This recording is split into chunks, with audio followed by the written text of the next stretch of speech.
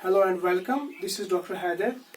As you are aware about the current pandemic situation that has almost gripped the entire globe, and obviously Kashmir is not an exception.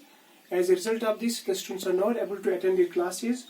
So as to compensate those classes which the students have missed during this pandemic situation, we are going to upload a series of lectures that will generally cover basic chemistry. Now today I am going to speak on reactor intermediates. Now before going through the topic, we will talk about first reactor intermediates, then we'll talk about the types of reactor intermediates, right?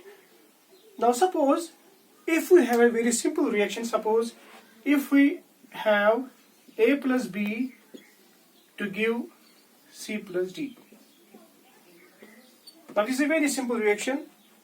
A and B have combined together to form two new substances C and D. Now generally these A and B, we call them as reactants. These A and B in this reaction are reactants. While as the new substances which are formed after combination of these two A and B reactants, they lead to the formation of two new substances. These C and D are called as products. Now at a very simple instant, it looks very easy for us. That is, this reaction is completed in a very simple way. That is, A and B have mixed together and they have led to the formation of two products C and D. But if we look at the mechanistic pathway of this reaction, it doesn't look so easy. These reactions generally go like this. That is, A plus B, they have combined together to form first a species that is highly energized, that is highly unstable, and after formation of this unstable species, it later on gets converted into products. Suppose here we have C and D. Right? So that means actually this reaction, the above reaction which I have discussed, a very general reaction, that is A plus B combined together to give two products C and D. Actually this reaction goes like this. That is, the first there is formation of the reactor intermediate before the formation of products. That is, A plus B first combine together to form this reactor intermediate X star, which I have designate over here as X star, and later on this gets converted into product C and D. These species X star, which I have designated over here, these species which are formed during the course of a reaction, these species we call as reactor intermediates. And since these reactor intermediates are highly unstable, as a result they are highly energized, so later on they convert into products. So that means reactor intermediates are simply, they are the species which are formed during the course of any reaction, and these reactor intermediates possess, they are highly unstable, and they are highly energized. They are highly energized. So as a result of this, they get quickly converted into products. So this is the case for the general most of the reactions we have. That is, the reactants first get converted into reactor intermediates, and after the formation of reactor intermediate, they get converted into products. Right? So we can sum up these reactor intermediates. Reactor intermediates are simply, they are the species which are formed during the course of a reaction, and these reaction intermediates are highly unstable and they are highly energized. Now, because of their unstable nature, we cannot isolate them. In general survey, we can't isolate them. As a result, because they are highly unstable. So, but there are some techniques which the scientists have generated over the period of time. We can detect those reactor intermediates. The various techniques we can use to detect those reactor intermediates, it includes UV spectroscopy, that is ultraviolet visible spectroscopy.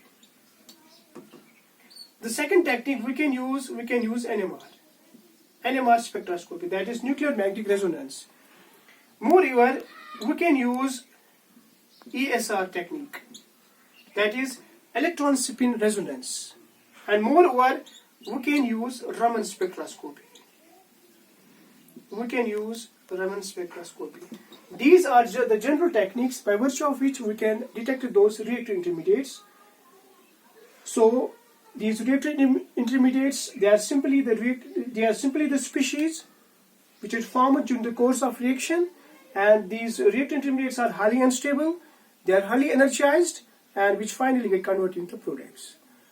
Now, to understand this concept, let me take an example of a very simple reaction. Suppose, if we take an example of an alkene, to make it very simple, let me take a very simple alkene. Suppose if we have CH2 double bond CH2. This is ethene. If I made it to react with hydrogen bromide, HBr, it has been found that after reacting this ethene with hydrogen bromide, we will get CH3 single bond CH2Br, that is bromoethane. Now the product is bromoethane, and the reactant we have ethene. This is hydrogen bromide. So the reaction is, we take a very simple alkene, that is ethene, we made it to react with hydrogen bromide, and it will lead to the formation of bromoethane. Now to understand the basic concept behind this reaction, let me draw the mechanistic pathway of this reaction. You will see that this CH2 double bond CH2 alkene, what happens to it?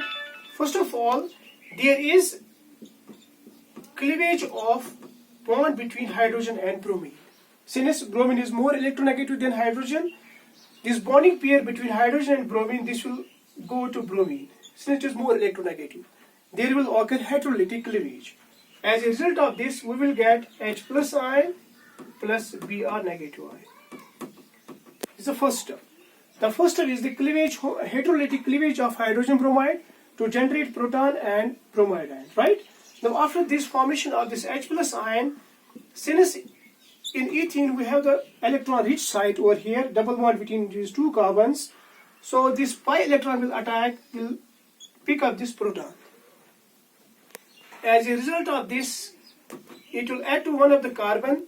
It will get, suppose it adds to this carbon, we will get CH3 single bond CH2 plus.